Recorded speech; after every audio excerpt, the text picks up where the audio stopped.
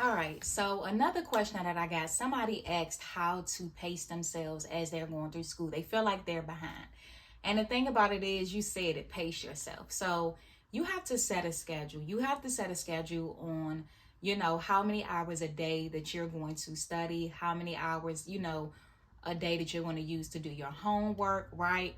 Only you know what your schedule looks like. You didn't say whether you worked or not, or if you have any children, but you're going to have to um, do what we call discover time. Like, try to figure out times, pockets of time that you have free, right? So I tell people, like, if you catch the metro, to catch the bus, you commute to school or work, during that time, maybe you could be studying, reading over the chapter that your instructor went over, or that your instructor is going to go over.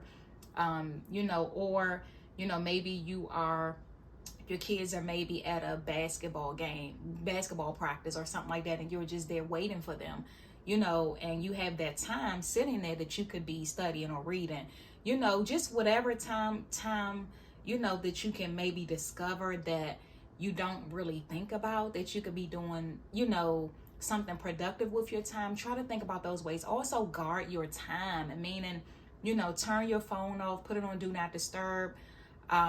Let people know that during these hours I'm going to be doing my work. And now, as far as studying for the certification, because that was another part to the question, if you're taking like CCMA, I do know that the study guide is broken down into different modules. I usually recommend just going through each module one by one.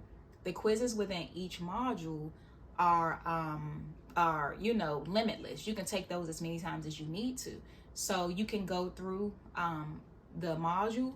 You can start off by maybe taking a quiz, see where you are, and then go through the module, and then see, how you do the second time you take the quiz. So just go module by module. I would just go in order from 1 to the old study guide 2.0 is 1 through 17, but the new study guide is 3.0. So, and that's 13 modules. So whichever study guide that you have, whichever one that you are studying, just go through module by module. Take notes. So those quizzes that you're taking within those study guides, I always mention this in my practice test videos. Write down those wrong answers as well, because the quizzes will give you the wrong answers as well, at least on the brand new study guide. I'm not sure about the old 2.0 if they are set up like the practice test, because I know it's like that on the new study guide 3.0 for the CCMA. So just do that, and just check out my video. I'll link that with this video, study tips, for your certification. But as far as making time, you just have to, your schedule. And I know some people, they're like, I work all the time. I have kids, I work full time. I have kids. I'm going to school.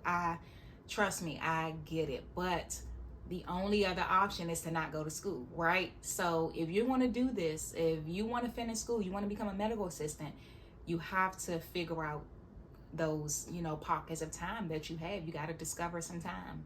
Okay. So I hope that was helpful.